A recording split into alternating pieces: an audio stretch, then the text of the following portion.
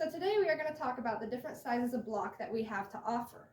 All of our block come in either 4-foot lengths, which you see here, or 2-foot lengths here.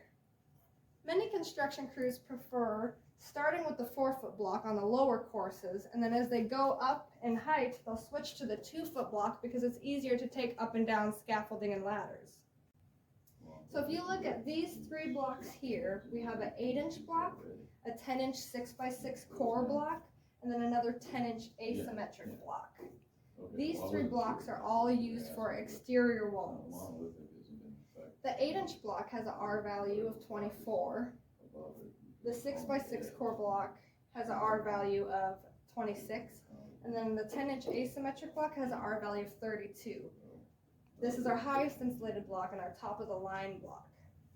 The 8-inch block is preferred by people who don't necessarily care as much about the insulation values. Maybe they have a garage that they're not going to spend much time in, or a shed or something along that nature.